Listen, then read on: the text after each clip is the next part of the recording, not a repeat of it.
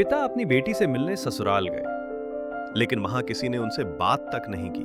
क्या बेटी सच में पीड़िता थी या कुछ और छिपा था? दिल्ली के पास एक गांव में एक व्यापारी परिवार रहता था। इस परिवार के मुखिया थे सीताराम, जिनकी गांव में बहुत इज्जत थी। उनका बेटा हरिराम अब विवाह योग्य हो चुका था।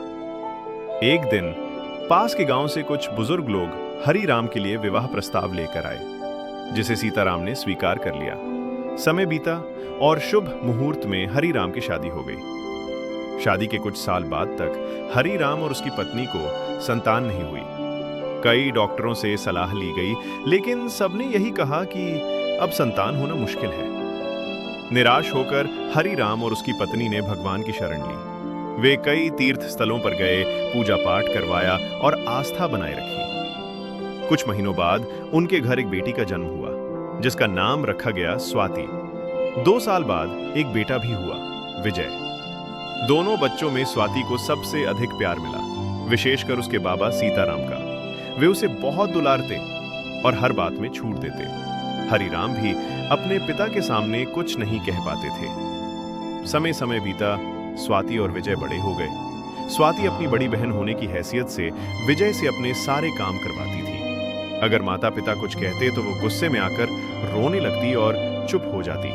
धीरे धीरे वो स्वभाव में जिद्दी होती चली गई। स्वाति की पढ़ाई पूरी हुई।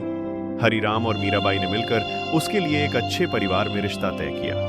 लड़के का नाम आनंद था और वो एक प्रतिष्ठित घराने से था।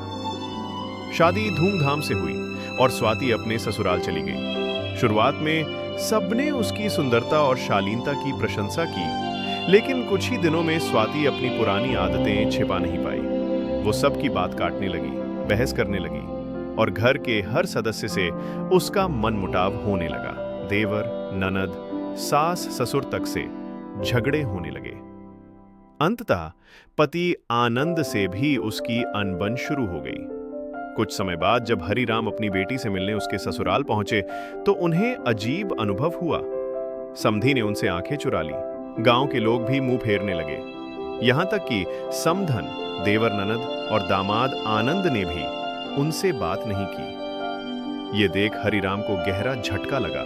उन्होंने स्वाति से अकेले में पूछा तो स्वाति ने सारा दोष ससुराल वालों पर डाल दिया और अपने मायके लौटना चाहा। हरिराम उसे अपने साथ ले आए। कुछ दिन बाद उसने अपने छोटे भाई की पत्नी से भी झगड़ा कर लिया। तब हरिराम ने एक ज्ञानी पंडित जी को बुलाया और सारी बात बताई। पंडित जी ने स्वाति से कहा, बेटी, अगर तुम चाहती हो कि लोग तुम्हारी बातें सुने तो पहले तुम्हें उनकी बातें सुननी होंगी। जिस प्रकार कुछ पाने के लिए कुछ खोना पड़ता है, वैसे ही दूसरों का दिल जीतने के लिए पहले उन्हें समझना पड़ता है। स्वाति ने वचन दिया कि वो कोशिश करेगी। वो अपने पति आनंद के साथ ससुराल लौट गई और अपना व्यवहार बदलने लगी। सास को माँ जैसा सम्मान देने लगी, देवर को भाई और ननद को बहन समझने लगी। ससुर जी के आने पर सेवा करती, पानी देती और खाना परोसती।